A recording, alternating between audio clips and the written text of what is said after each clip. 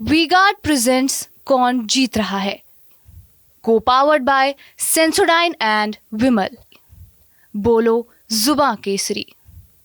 मतगणना की तो कुछ जानकारी ही नहीं दे रहे हैं कोई चीज की। ये माइक लगा है, इससे अनाउंसमेंट नहीं हो रहा। ये माइक क्यों लगा है? इससे जब कर्मचारी के अनाउंसमेंट हो रहा कि इस कर्मचारी को अंदर भेज दो, इसको बाहर कर दो, लेकिन मतगणना जिसके लिए लगा है उसका अनाउंसमेंट नहीं हो रहा शाहजहांपुर में। जबकि नियमता जो भारत निर्वाचन आयोग की गाइडलाइन है कि एक राउंड की मतगणना होने के बाद में जब तक उसका रिजल्ट शीट प्रत्याशी या हमारे इलेक्शन एजेंट को ना मिल जाए तब तक अगले राउंड की मतगणना ना कराई जाए।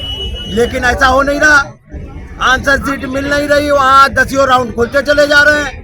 और हमारे जो इलेक्शन अभी हमारे इलेक्शन एजेंट आए हैं, जो वो काउंटिंग एजेंट, वहाँ भी नियम है कि एक मशीन खुलेगी, फॉर्म 17 पार्ट 2 दिया जाएगा जिसमें लिखा होगा और उस पे हस्ताक्षर करेगा काउंटिंग एजेंट, लिख के देगा कि इतने इतने वोट इस दल को मिले।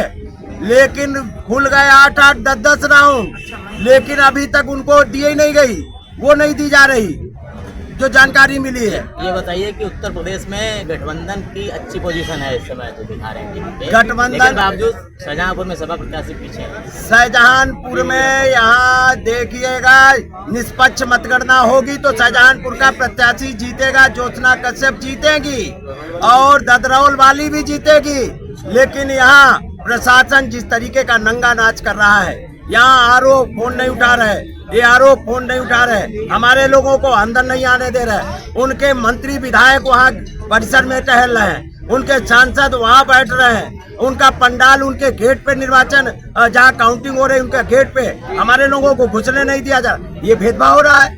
यहाँ मंत्री के दबाव में प्रशासन कर रहा है। तो शिकायत चुनाव आयोग से मैंने चुनाव आयोग से भी की है और अपने राष्ट्रीय अध्यक्ष माननीय अखिलेश यादव जी के यहाँ भी शिकायत की है। वो लोग भी भारत निर्वाचन आयोग को भी चिट्ठी लिख रहे हैं, प्रदेश कार्यालय से भी लिखी जा रही है और हम लोग भी कर रहे हैं। इस लोकतंत्र और बाबा साहब के संविधान को खत्म होने नहीं देंगे हम समाजवादी लोग, इंडिया गठबंधन के लोग। शाहजहांपुर में आपके प्रत्याशी को भाजपा कितनी लीड दे रही है?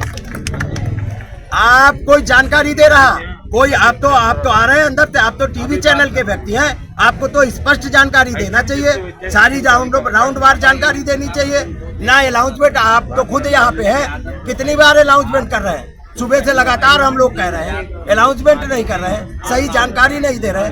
तो इनकी मानसिकता ठीक नहीं है। हमारा कैंडिडेट जीत रहा है, इनकी मानसिकता ठीक नहीं है, इनकी मानसिकता नहीं ठीक है। हमारे दोनों कैंडिडेट जीत रहे हैं, समाजवादी पार्टी पार्लियामेंट भी जीत रही ज्योत्सना कश्यप और हमारे मंत्री अवधेश वर्मा भी जीत रहे हैं, लेकिन इनकी मानसिकता ठीक नहीं। आपके पार्टी मतगणना सही चल रही है, जो काम सही चल रहा है, पर यहाँ पे मुझे सिक्योरिटी का इशू दिख रहा है, सिक्योरिटी का ब्रीच दिख रहा है। जो हमारे प्रत्याशी अरुण सागर जी और जो उनके क्या नाम है उनका अभी निर्वाचन करता चंद्रशेखर खन्ना जी, क्या नाम है, यही नाम है चंद्रशेखर खन्ना जी। मैंने उन्हें अभी, और ये दूसरी बार है कि मैं उन्हें फोन यूज करते देख रही हूँ।